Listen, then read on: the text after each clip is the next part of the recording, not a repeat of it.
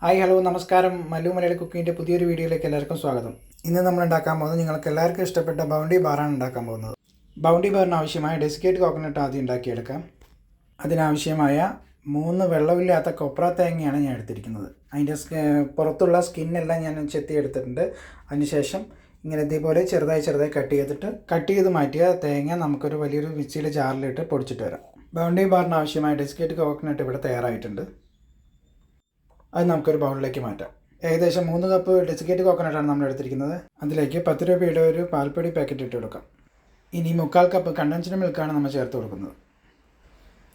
ഇവയെല്ലാം കൂടി ചേർന്ന് നന്നായിട്ട് ഇളക്കി യോജിപ്പിക്കാം. നമ്മളുടെ മിക്സിങ് ഇവിടെ റെഡി ആയിട്ടുണ്ട്.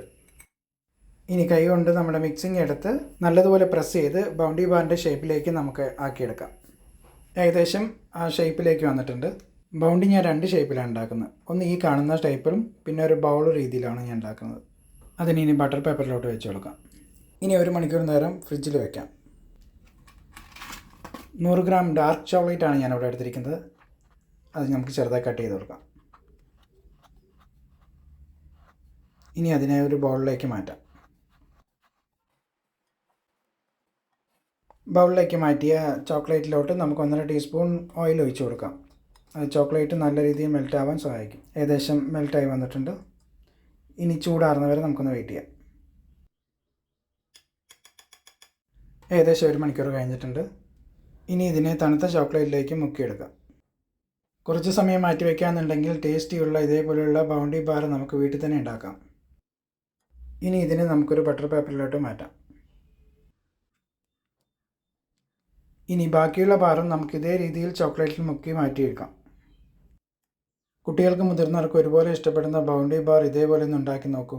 തീർച്ചയായും ഇഷ്ടമാവും. ഏകദേശം എല്ലാം ചോക്ലേറ്റിൽ മുക്കി റെഡി ആയിട്ടുണ്ട്.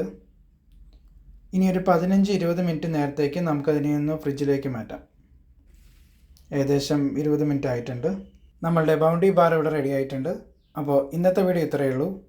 അടുത്ത വീഡിയോയുമായിട്ട് നമുക്ക് നാളെ കാണാം. വീഡിയോ ഇഷ്ടപ്പെട്ടാൽ സബ്സ്ക്രൈബ് ചെയ്യാനും ലൈക്ക് ചെയ്യാനും തൊട്ടടുത്ത് കാണുന്ന ബെൽ ബട്ടൺ ക്ലിക്ക് ചെയ്യാനും മറക്കല്ലേ.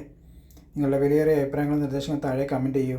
എൻ്റെ മല്ലു മലയാള കുക്കിൻ്റെ ഇൻസ്റ്റാഗ്രാം പേജും കൂടി ഫോളോ ചെയ്യാൻ മറക്കല്ലേ. അടുത്ത പുതിയൊരു റെസിപ്പിയുമായിട്ട് നമുക്ക് നാളെ കാണാം. താങ്ക്